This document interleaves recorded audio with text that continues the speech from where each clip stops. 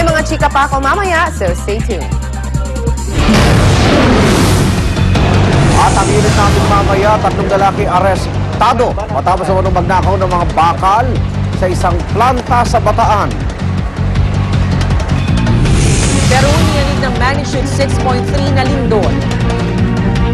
Abangan yan at iba pa sa unang balita mamaya.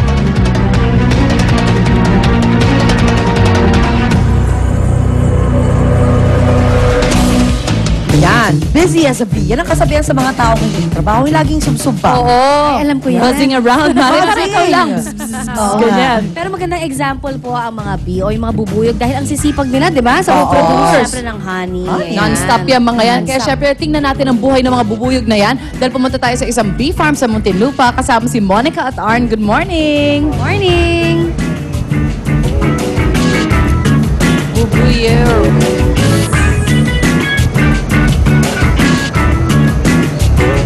Hi girls! Good morning mga kapuso. At dahil nga love is in the air na at usong-uso na ngayon ng pagiging sweet, ay literal na mga sweet insects ang ating pinuntahan dito ngayon sa Tunasan, Muntinlupa. Dito yan sa Maya, Diels Apiary and Meadery kung saan sila ay nagbe-breed na wala iba kundi mga bubuyog. There you go! At syempre para pag-usapan yan, kasama natin ngayon si Sir Luke Macababad, isang hobbyist na nag-aalaga nga nitong mga bees na to. So good morning sir! Welcome po sa unang hirit. There you go. Naku, walang katakot-takot. So ako balot na balot siya. Wala lang. Normal lang. Anyway, sir, itong nasa harapan natin, ito yung tinatawag na isang colony. Tama po ba? Yes. Alright. Isang colony. But before that, ano pong klaseng bees pala itong nasa harapan natin? Itong mga bees natin na inaalagaan, they are called Apis mellifera or yung mga European bees. European bees itong mga ito. Okay. Anong kakaibang characteristic ng bee na to, sir? Ito kasi mas malaki kumpara dun sa ating mga Local bees po. local bees yung Apis cerana at mas malakas kumuha ng honey. Kumbaga malakas sila mag-produce ng mga honey. Alright. Now, itong nasa harapan nga natin, tulad ng sabi ko kanina, ito po yung isang colony na tinatawag nila. Tama, sir? Yes. Sa isang colony, sir, how many bees usually ang meron? Kapag full yung isang colony mo, ang population niya is mga 30 to 50,000 bees. 30 to 50,000. And I heard, sir, parang iba-iba daw yung parang papel or parang role nila sa bawat colony. Yes. Ano po yung mga yun? Sa isang colony, nag-comprise yan ng isang queen. Of course, the queen bee, oo. The queen bee, the worker bees, and the drones. Ano po yung mga, kumbaga, talagang particular role na ginagawa nila sa bawat colony? Ang ating mga workers, ito lang yung mga humahakot ng mga pulot na ginagawa nila. Yung queen, ang role niya ay siya lang yung nangingitlog at siya yung nagpaparami ng population ng isang colony. Yung drone naman, yan yung mag-mate sa virgin queen. Para dumami sila, of course. Now, kanina na-mention yung sir, yung mga worker bees, o itong mga nasa harapan natin, karamihan, sir, ito yung gumagawa ng pulot. Yes. And speaking of pulot, yan po ipapakita niyo sa amin, sir. Paano ba, basically, nagagawa or naproproduce ang mga honey? Ang honey, ang ginagawa ng ating mga worker bees ay pupunta sila sa bulaklak. Okay, punta tayo, sir, dun sa may area. I think dun yun po parang ginagawa. Yes. There you go. Ipapagpag lang muna natin itong mga ibang bees, no? Okay. Para matanggal. Tapos i-extract natin.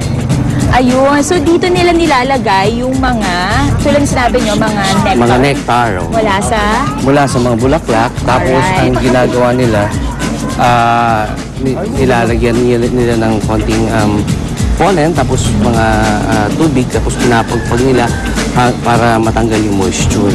Okay, tapos dito po nila nilalagay. Yes. Okay. So ito yung parang mga nawalan ng moisture na nectar at gagawing honey. Tama ba, sir? Okay. Alright, now, i-extract na natin siya, sir.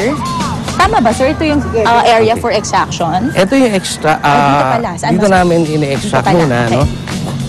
So, ang ginagawa namin dyan ay tinatanggal namin yung mga nakakap na.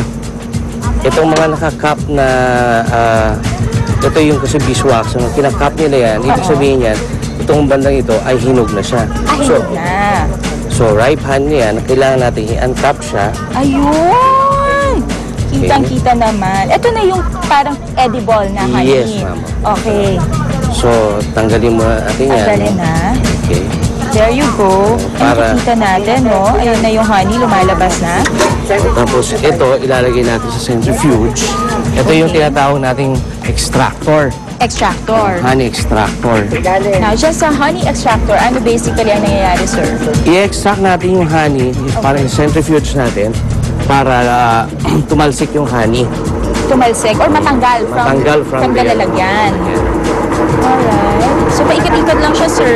Hanggang maubos yung Ayun. honey na nasa loob ng saray. Kapag, sir, natanggal na yan, ito na yung malapot na medyo maliquid na honey na lalabas. Yes. Ito na yung raw honey natin. Yun na yung raw honey na tinatawag natin. Anyway, mga kapuso, ayun, si Arn nakita ko na ready na, nasa garapon na yung mga na-extract namin na honey. Go, Arn! At pagbabalik po ang unang hirit, mga kapuso.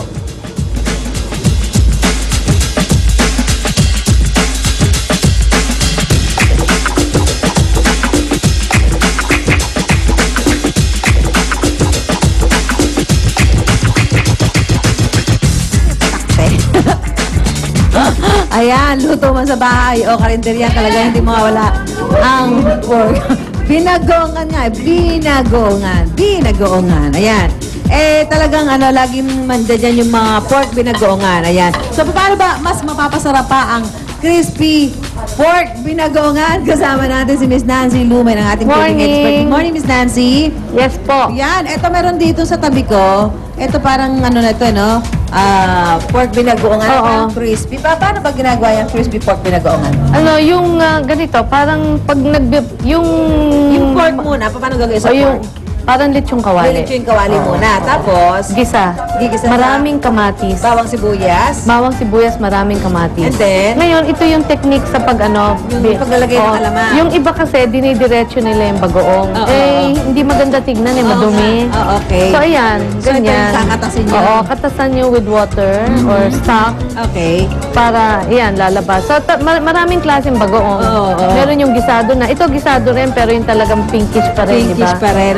Sabi niya yung fresh na alamang. Fresh na alamang. Yes, oo. Yan. So, yung isasabaw nyo dun sa binagoongan, sabi mo nga yung masabaw ka ayun, ganon. Yan. Kasi gusto. masarap yung pinaka-sauce niyan di ba? Oo. Talagang Yeah. ulam mo dyan So, yung ginawa mong una, ito nasa harapan ko na Yan, umuusok-usok sinamahan ko na lang ng sitaw. Yan, para mas healthy, nilagyan niya Oo. ng sitaw. Para hindi naman magmukhang pakbet. Oo. Tapos, Ang Sa unang hirit,